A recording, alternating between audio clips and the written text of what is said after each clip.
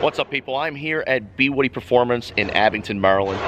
Travis behind me is about to put the vehicle up on the lift and start working on the suspension kit. Mike's over here behind me working on his, he just brought his truck in. And also, you may recognize the gentleman in the white coat, MD Muscle. Check out his YouTube channel. So I'm going to start filming them getting the suspension kit on for you.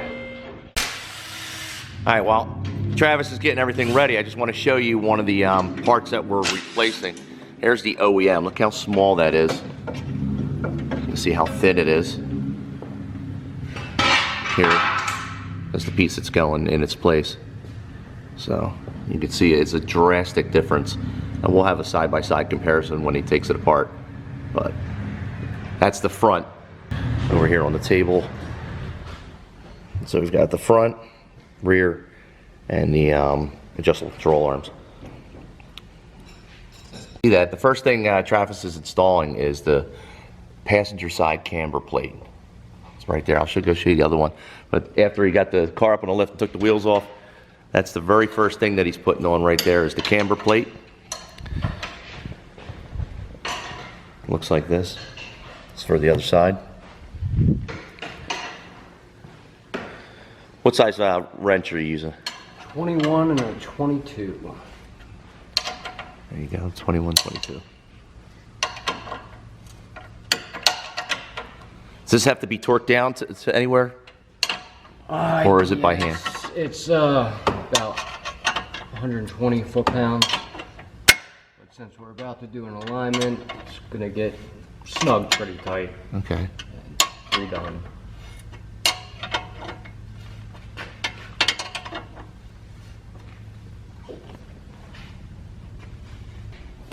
All right, he's getting ready to do the driver's side now.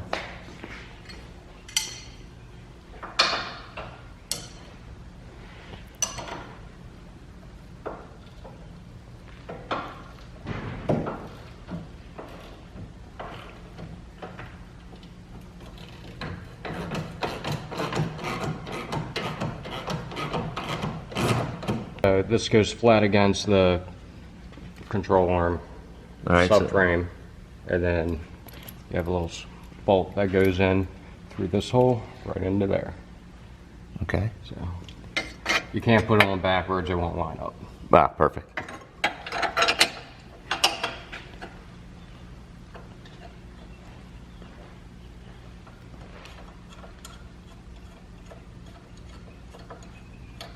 Socket and a 21 wrench. All right, so he's got an 18 socket and a 21 wrench. Now he's removing the sway bar links. That'll be the next step.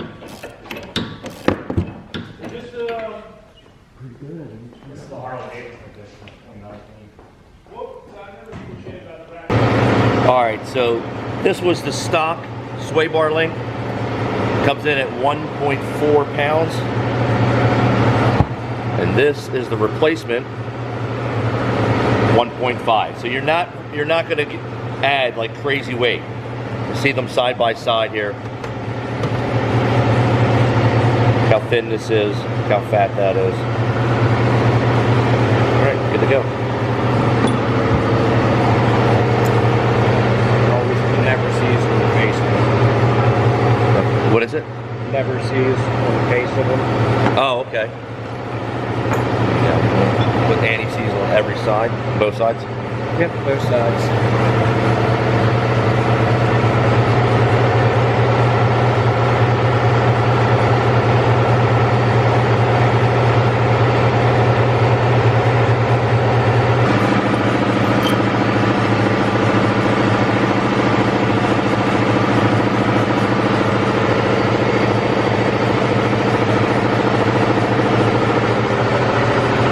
There we go. There's the passenger side all installed. Travis is over here working on the driver side. Plan on about 15 minutes per side, 15 to 20. So if you've never done it before. You're watching porn on your phone. Yeah. And the fuel patch is right here. So we're going to take. All right, so Travis is taking down the rear skid plate. Just dropping it down. Oh, you're just going to drop it? You can see where mine's starting to melt a little bit from touching my exhaust on both sides.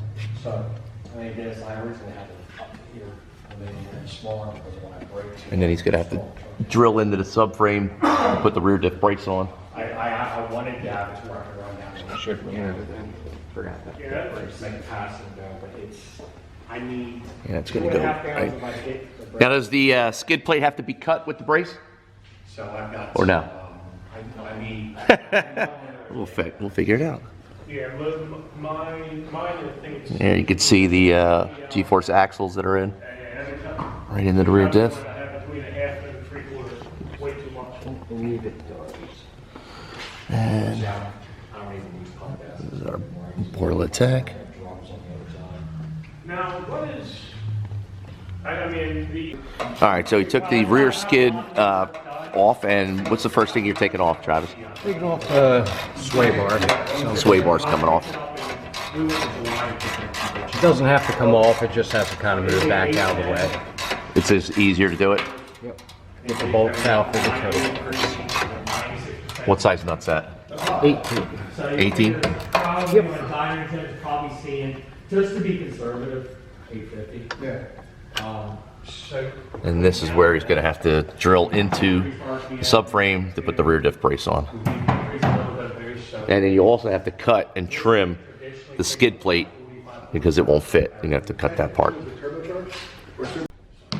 All right, so this is the weight of the OEM tow bar, 2.1 pounds. And now let's put the BWoody one on, 2.7 pounds. It's obvious, I mean, it's going to be a little bit more because of the thickness. So that's that. And then here is control arm, 2.1. And the adjustable control arm, oh, I can tell it's a little bit heavier. It's going to be 3.7. All right. Which one do you need? The other one? Ah, tow bar. Okay. And also the weigh that real fast. That's 0.90. These are going to be the same as the front. Yep, 1.1. And that's without the bolts though. Okay. Make sure you put the Antiseize on both sides. Any rotating part, rotating bushing. Okay.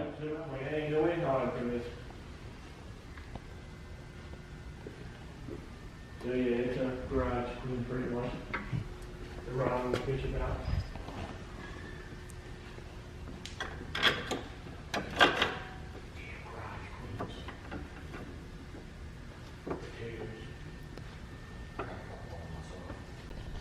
All right, so now we're putting on one of the adjustable control arms. Now let me ask you about the adjustable control arms. So when do you start making adjustments? After it's in, or is that when it's going to go to the alignment? We adjust it to factory length when we install. Okay.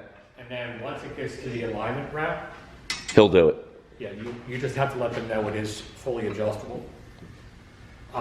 Really, really important to put copper never seize on it. If you don't, I mean, all of our parts come with a lifetime warranty. Right. Manufacturer defects. But the bushings, if you don't treat them correctly when you install them, Right. we'll know because we'll send them out. Right. I mean, unfortunately, we have to void the warranty if you don't follow Okay. the procedure.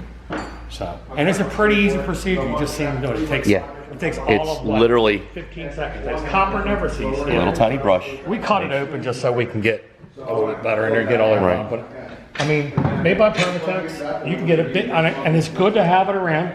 Now I've heard people talk about noise after installing. Is this because? That's because their bushings are wore out because they didn't properly lubricate. There you go. So It's just, and I'm gonna tell you right now, that's what you need. we have less issues with people installing it Right. in their garage. We have more issues with shops not following the directions. Yeah. shops that, oh, this shop's been doing this for 30 years. Well, you know what, then they want to properly take care of it. They're skipping steps. That's pretty much what, yeah. You're getting what? You're getting a hybrid, right? Is yours a hybrid setup, or I don't remember. I forget what I went with. Hybrid? I went with whatever the highest I could go, which was. Well, you don't have Delaware, you got Poly there. Is it Delaware up there? Yeah, Delaware up there. Okay. So, biggest difference between Delaware and polyurethane. So, this is a hybrid setup. Right. So this is the polyurethane side. So. Oh wow, yeah, you can see.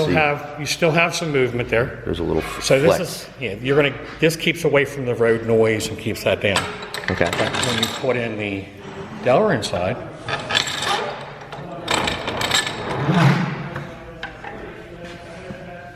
Oh wow. I mean, I'm actually.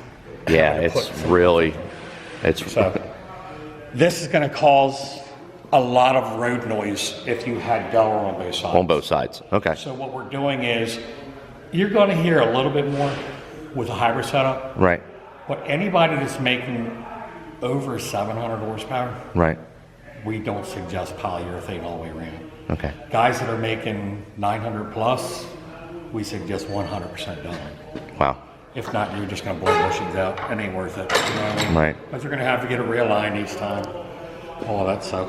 But, I mean, it's just a pretty simple process. And this is the side of the shop where all the fabrications go. Yes. Outstanding. Biggest mistake people make Right. installing these, especially shops that, oh, I've been doing this for 30 years. Right.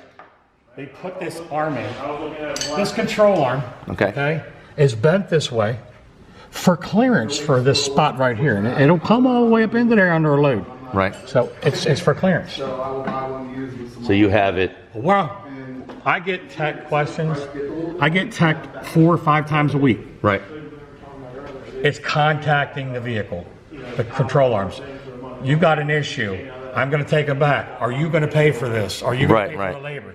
Send me pictures. Well, I shouldn't have to. Send me pictures. Well, I don't see why you just can't. And then when they send you pictures. I need pictures. I can't help you unless you send me a picture. I get a picture. And it's upside And they're down. installed just like that. Oh, geez.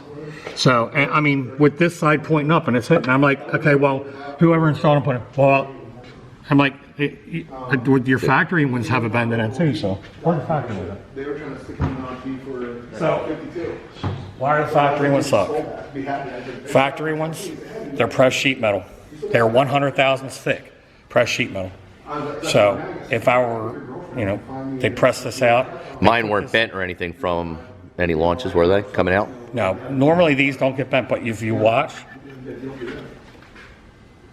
Oh, wow, you could twist it with your hands. yeah.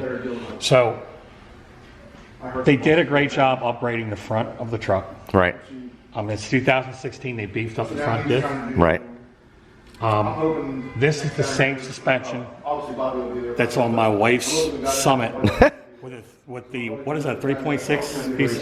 The Pentastar, B6 Pentastar in it. Awesome. Same exact, because we lowered her. Right. Everything, Great job, Jeep.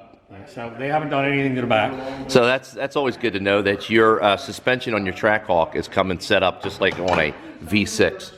So this is the problem right here. Okay. This on the Trackhawk, Right. this is the first point of failure for the rear Okay. suspension. These bend, especially if you're getting a ton of wheel hop. Oh yeah. These are the first thing to bend. I'm pretty sure that's what contributed to my axle failure was More the than likely, but it's not 22s and the passenger side is the one that bends first. okay. I don't see a bend in it. No. What you're getting. This is the So comparison. this is 090 wall, Right. okay, and this here is 125 wall. So it's 1/8 inch thick Okay. compared to like a 3/32 thick. So it's a heavier wall. It's a wider diameter tube, and So if that's not bent, the possibility was that just too much power on a prep surface just shredded that cast. anything you can do to get in there and help it. You're also doing. You did full hybrid. So in your toe arms, you're doing too. So Okay. you're going to be golden. So Okay. Awesome. That's good to know. It's not going to be at all. Did you pull that bump stop out of there for me? Oh, never mind. We didn't do it. We didn't drop it. Never mind. You have eye-box springs. I have eyebox springs, yes. Did they cut the bumps up? Did they cut them? I do not know. All I know is they installed everything that came with the kit. Not bottoming out or anything. No. No, when it's drive, the car feels like it's stock driving. Like there's no difference as far as it feels. So I don't know if they cut them or they just reinstalled everything the same way. They're decent springs. We used to deal with Road Magnet down in Baltimore. Right. I like them. I really do. Driving wise, I get the same question a lot from people saying, how do they drive? And I said, the first thing you're going to notice is the difference in the level of your ass getting into the seat. That was the first thing you got to memorize. You know, memory muscle. But other than that, driving down the road, no. It's actually really good. So you're not going to feel a big difference. Now, when you drive it to get a line, you're going to notice a huge difference. Right. It's going to pull all over the place. So Okay. when we go there, just be careful when you're driving. That's fine. But once he's done and he's got it all aligned, Yeah. you shouldn't feel much difference.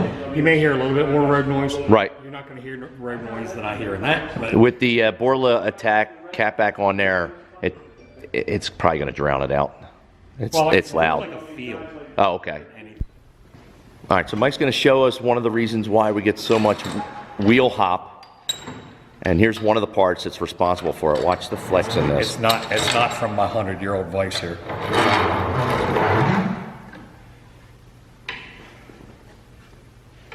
Holy crap, look at how much it moves. Look at that. Ripped. It's ripped? Yep. It's got a slight little tear in it up here. So I did damage it when I was... Wow, look at that.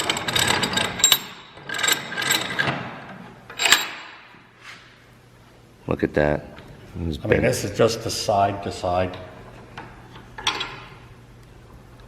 Just the way it flexes by hand. And then you got a 5,500-pound vehicle launching. Yeah. Wow. How many foot-pounds of torque? 700 and something. So this is one manpower. Yeah, and you're... So, wow. I mean, it's pretty weak. Like I said, it's the same thing they put on the V6 and they put on Eco Diesels. They haven't changed the design since 2011. They put them on the Durango RTs. They put them on Durango Citadels. Wow. They don't change anything on it. The only thing they've beefed up for the Trackhawk is the front end, because during all their testing, why it took so long to get the Jeep out, they were blowing transmissions and front differentials. Wow. So remember, it's we just had that wait for about 3 or 4 years. Yeah, but even with 700 horsepower coming from the factory, that thing is still twisting and turning like crazy. I mean, that's just... Yeah, but it's holding up. It's holding up because... Factory power. But as soon as you add anything to it, that's it. It's pretty much, it's a no-brainer that you're going to have to do something with it. I mean, it's scary when you look at that.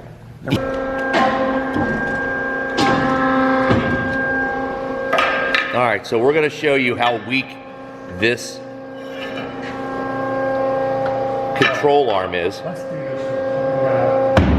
Grab a piece of aluminum first.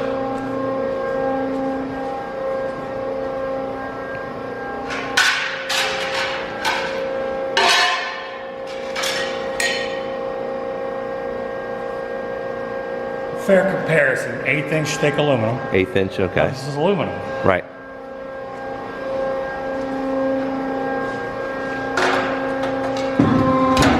Yeah, watch yourself on it. It's gonna kick out. Pretty easy. Wow, bend it right up. It's 250 ton press, so.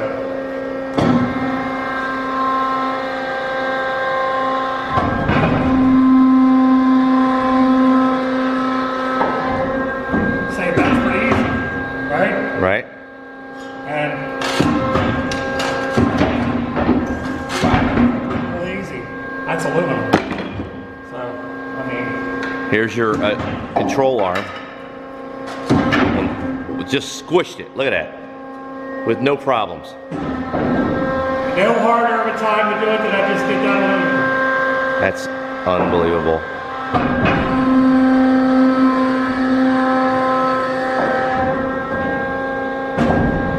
gauge is still reading the same tonnage to press both. Look at that.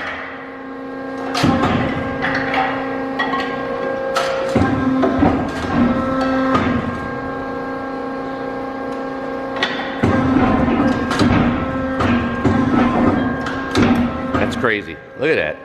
It was exactly the same tonnage to do that piece of aluminum 1/8 inch as it was to do your control arm. So, this is what your Trackhawk comes with. That's amazing. That's Jump. why we've made what we've made, because we know how weak it is. Yeah, I mean, We've been that's... dealing with it since 2011. You know, we've had, you know, fixed what we call 437 arms that have always been that heavy duty. Right. It's just with the Trackhawk, because of people wanting to lower them. Right. So we can adjust the suspension properly, making it adjustable that's the answer. That's... So, and you don't have to. And this one was damaged, like when we took it off. Like you could see, it already had one of this. Yeah, one of it was ripped. We seen it when we pulled it apart. You actually have to put a lot of pressure on it to see where it's ripped. Oh, it's good to know. That's how weak it is. And changing the bushing test. I mean, you got to, like you said, since those parts were holding up to factory power, there was no reason for them to ever beef them up. As soon as you add a little bit more power, you could see what's going on. It is, wow. Jeez. Same suspension, same setup as the V6s have. That's what blows me away. It's the same parts. You know, like you said, when you're going to start R&D in it, if it works, it works. If it's not breaking, use it. Yeah. Yeah. Cheaper way to save some money when they're building it. Absolutely. All right, so what Travis is doing, and the compressor just went on, but he is loosening up these 2 bolts right here on the rear diff. The side. What size, what nut is that? Say in the instructions? Yep. Full instructions for anything. T55 torque bit.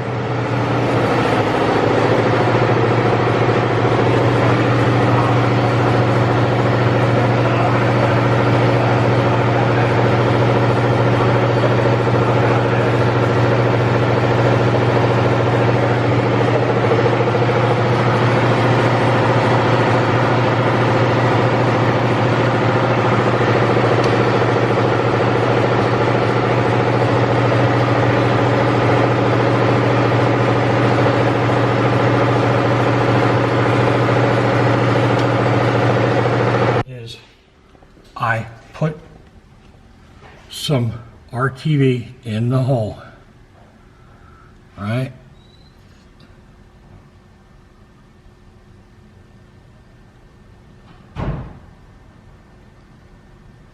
That's the first thing I do. Okay. If not, your case is going to leak.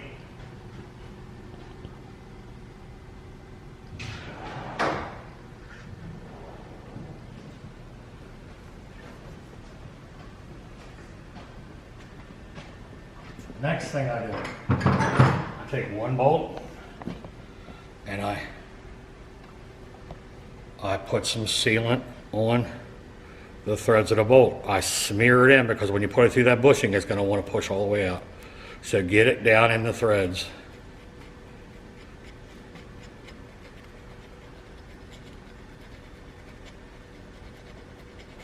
So what I put in there, this is going to push it to the back of the case. Okay. Going to have whatever little void is back in there. I'll put a little bit on the tip of it like that. Okay. Just a little on the tip. Just put the tip in.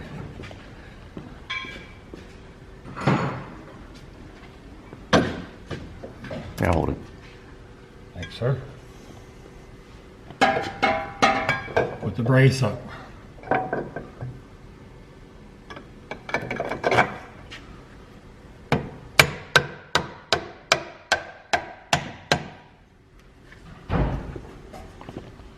Yep. To loosen your diff. You gotta loosen the diff bolts. Which diff bolts? All right, yeah, the main diff bolts, because it's shifted so bad that it won't go up in there. Okay. There's 8 bolts. Yeah. We'll have to loosen it, we'll have to raise it with the jack.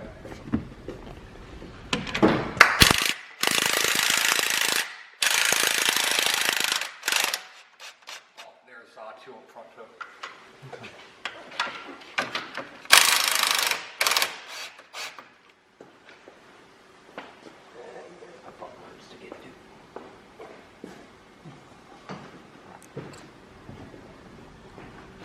So your diff has shifted because of all of the wheel hop you've been exposed.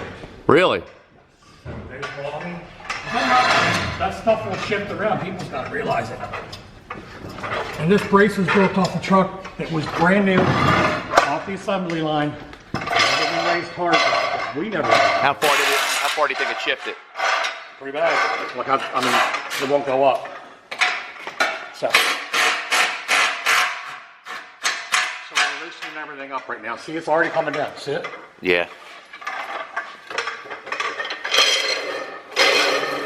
Just one more reason why you shouldn't race with 22-inch wheels. You don't have to race them. Are all these loose?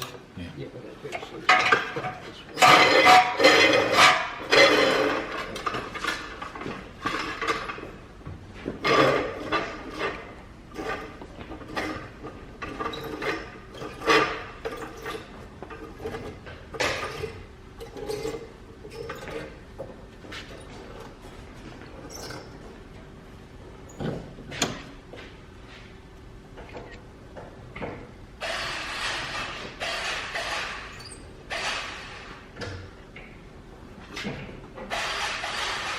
Make sure I'm not lifting it up off the lid.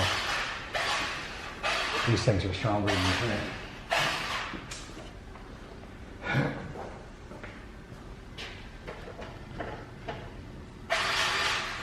Like I said, just put it on there and smear it into threads. Put some more on the end.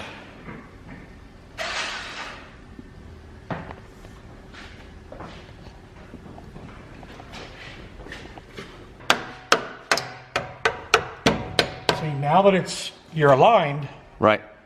it's like I said, this was built off of a Trackhawk that would never seen the track. Right. My personal Trackhawk had like 8 miles on it when we did it. We Nice. knew it was going to need it. Wow. So once you get it all, you get the brace in there nice and snug, you're going to tighten up. Then we're going to drill your frame. We're going to drill up in here. Are you going to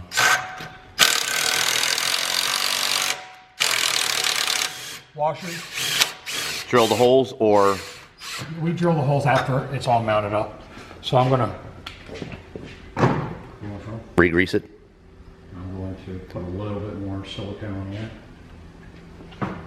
We definitely don't want you having a leak in this shit.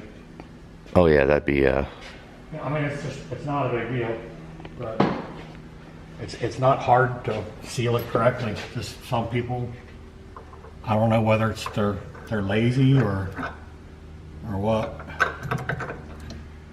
I mean, it's not the cleanest job in the world, but gets the job done.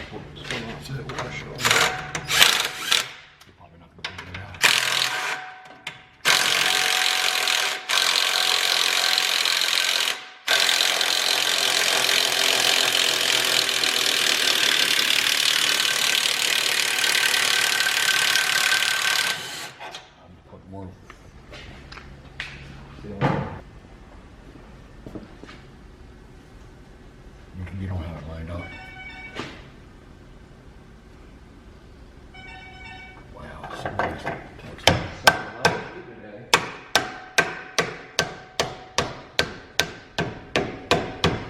Right before bottoms out, I stop hitting it in.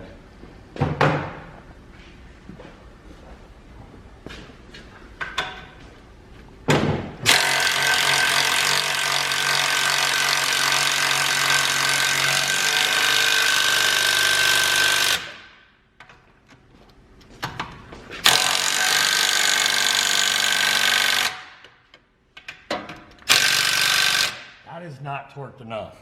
An impact it has to be 130 foot-pounds of torque. That's what factory is set out. Yep. So right now, we're not driving it around. So We're not hurting anything.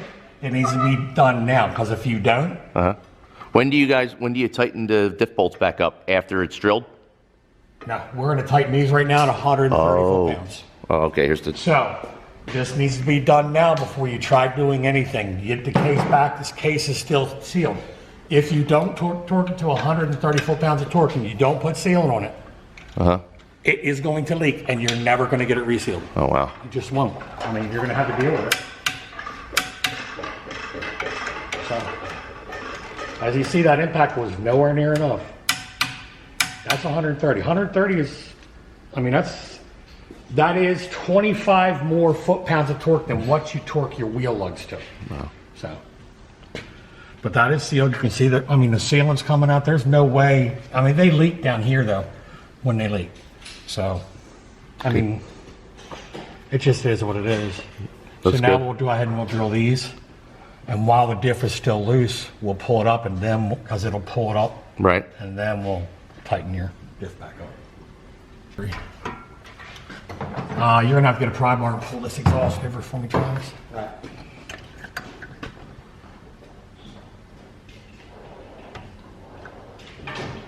This one went a little bit of an angle.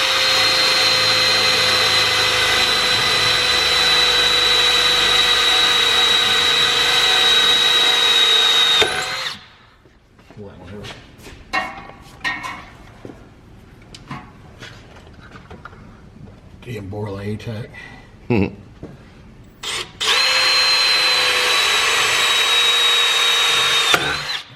Now, that's just a pilot. We'll drill the big. Too much. All right, let up.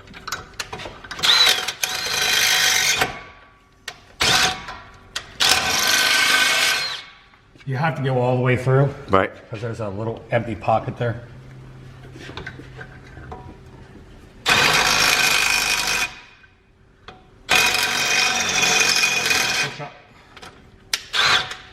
Easy.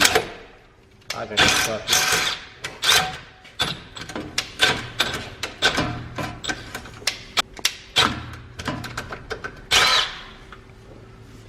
Where's the 3/8 bolt? I don't think it's gonna go through there.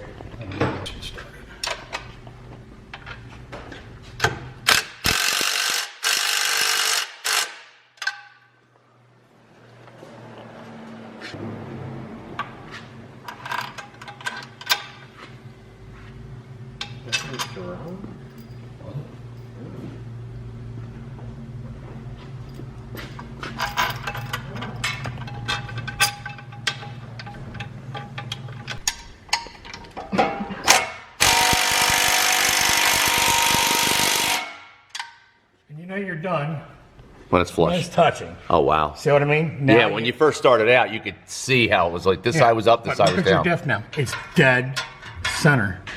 Where this was down, that side was up. Now it's dead center. Now it's back. So now we're back to factory specs because we know it is. Because I messed it up. Because you don't get up. Yep. I done fouled it up. Put it all back together now. Outstanding. So yeah, biggest thing is, most important thing is putting sealant on it and torquing it. Right. So now you just tighten up the whole diff. I mean, we know it's a normal practice just to loosen it here because Right. if the truck's got any miles on it, we know it's unmoved. Look at that. My only, I'll tell you And when it starts to ooze out, you know you're done. Just When like, it comes Yeah. out, yeah, right? It's just like in the Army. This is exactly what we do. We just start filling up the little grease knobs. And as soon as it starts to come out, you're done. So you got a power tool to yours. We had a little hand crank on the old silver ones. yeah. So there's a total of 16 grease fittings that have to be done. 12 in the rear and 4 up front.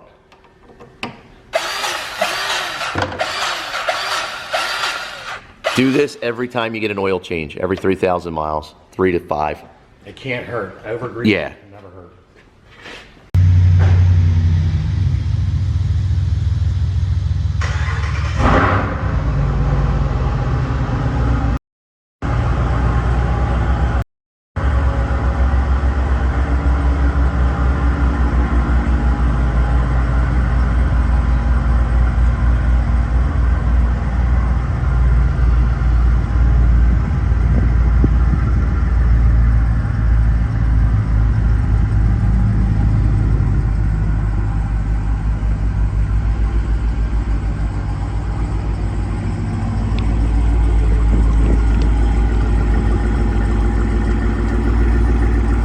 Now we're heading on over to the dealership to get the alignment done, and we'll be good to go. All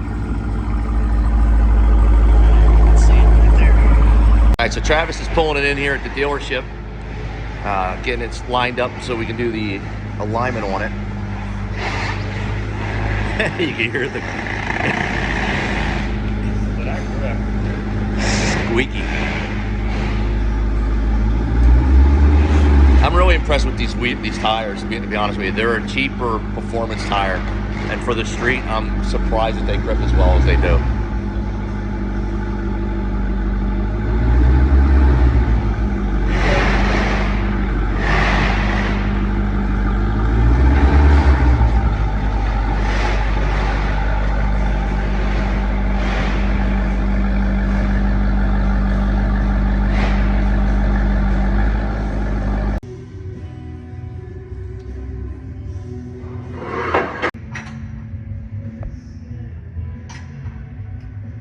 See how the front paint